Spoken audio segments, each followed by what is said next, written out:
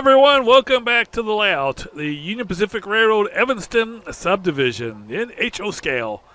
My name is Daryl Cruz, owner and builder of the layout, and your host for episode 4 of season 2024. This is another weekly update on just some of the things that I did this last week. One of the biggest things I did was celebrate the Chiefs going into the Super Bowl. It's awesome that they're going to the Super Bowl for the 4th time in the last 5 years, and definitely hope that they are able to be victorious over the 49ers. But this is about the railroad, and did a project on some infrastructure, and this is one of the main infrastructure parts of the layout, the helix, which moves the traffic from the upper level to the lower level and back and forth. And you saw the excursion train on there, and I decided to add a couple of staging yard tracks to handle the excursion train and hopefully also a maintenance away train. And I decided I was going to try and do it without buying any wood, just use wood that I already had. Now this was a piece that's pretty warped, a little curved, but I decided I wanted to use wood that I already have, one, to get rid of the scraps that I had, but then also I don't want to deal with shrinking wood again. So this is wood that's been in my house for a couple years, and I took that curve piece and basically cut a nice 90-degree curve. I think the radius is like 32 and 33 inches. I'll hopefully put 2 tracks on there eventually. And I used some scrap wood that I had around, again, for bracing it. I just used 3 pieces, as you can see, to kind of brace it. And it was going to basically be the curve around. This is on the inside of the staging yard. So I thought I would have a little room there between the staging yard, the existing staging yard, and the furnace to put a couple more tracks to handle the excursion train. The excursion train has been sharing a track with a local, and it just has not been working. So my method of construction was to build that curve section, which you saw, and then to build 2 straight sections, basically a box of framing with plywood on top. So 2 boxes with a curve in between, and the boxes are going to be fitting. Here's the other box, a little bit longer one. It's going to be fitting up against the existing staging yard, and then the curve will kind of connect the two, and hopefully we'll have about, I figured 15 feet for an excursion train, and then also for a maintenance away train. Now you can see they're different sizes of wood. Nothing really is too consistent here. You can see how it all kind of fit in. There's my existing 12-track staging yard. This is the east staging yard that represents Green River. It's all one staging yard. This is the east end. So trains coming out of this end are from Green River. You can see the box there. And then the curved little section that I built, a little brace there. And then here's the other box. That one there is a little bit hard to get to, but I think I was able to clamp it in place and then screw it down. And you can kind of see it actually fits together pretty good. I was surprised how well it all fit after I put the 3 pieces. Did a lot of measuring to make sure that the boxes were the right size and everything. And everything was going to be sturdy. So it's going to go, there's just going to be a stub in there. It's not going to connect on both sides. Did not have room on the other side to do anything at all. So again, there's going to be 2 tracks here. Still need one more little section here to build, and then it's going to tie into the main line right here on this little bridge that goes from the staging yard onto the helix. And so here's the last piece that I built, and this I just kind of had to put together and cut the plywood out to fit the corner. Now if I Had thought about this ahead of time, I would have been a lot easier just to build this all in this shape and with the extra room to begin with. But anyway, so here's where I was going to put the turnout, and then there's going to be another turnout eventually, and then 2 tracks going along the side. Now this does cut in a little bit on the room between the furnace and the staging yard, but there's still room, plenty of room to maneuver and so forth. And if it ever was a case where the furnace needed to be moved and this was in the way, I could very easily remove this temporarily and then put it back up afterwards. In fact, I could remove this whole staging yard. I had kind of built this so that I could take it apart and move it. Now it was a little bit, didn't match up very well there, but I was mostly concerned with it matching up here. This is where the track's going to go from the existing to the new structure. Put together a Fast Tracks turnout. This is a number 8. And you can see that it goes from the existing staging yard onto the new plywood there. And there's going to be where the concrete ties are right there. That's where I'm going to put another turnout eventually. Probably won't do that until I get maintenance away trained together in the first place. But here you can see the Fast Tracks turnout. I'm just going to throw this by hand. Will not be able to put a turnout motor underneath it.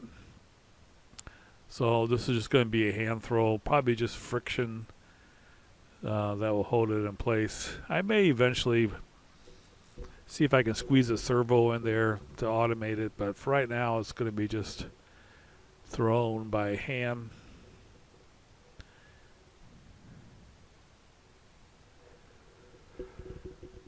Yeah, again, it's going to be another turnout and then another track.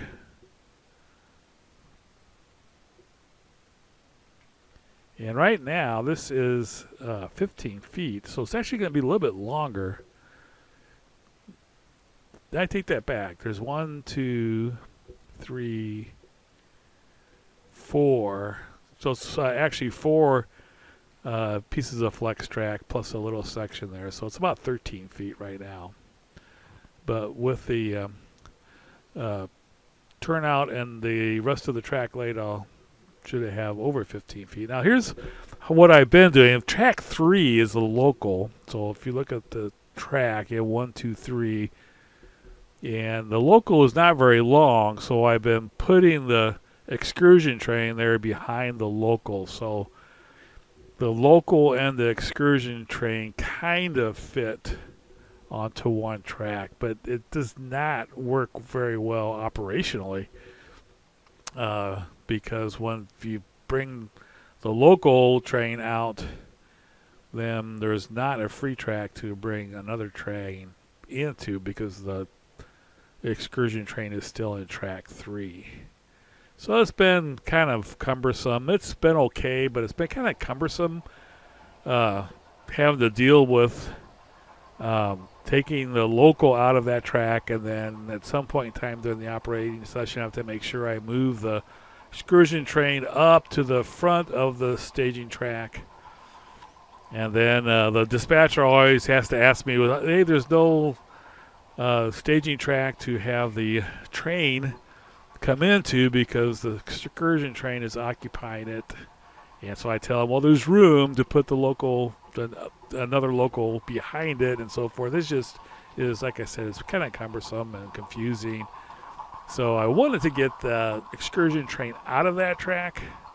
So when a train leaves that track, it's completely unoccupied and available for other trains to come into. All right, so this is the first run of the excursion train coming down the helix and into the new staging track designed just for the helix, just for the excursion train. So you can see I have the turnout thrown to go straight or to the left.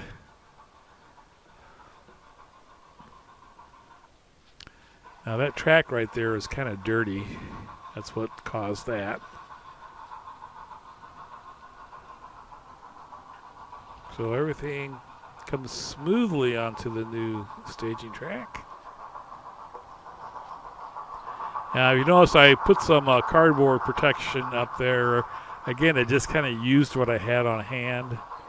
I will eventually just put hardboard, something more permanent, hardboard protection. I definitely wanted to have something there because I don't want things to get bumped and have the thing end up going to the floor.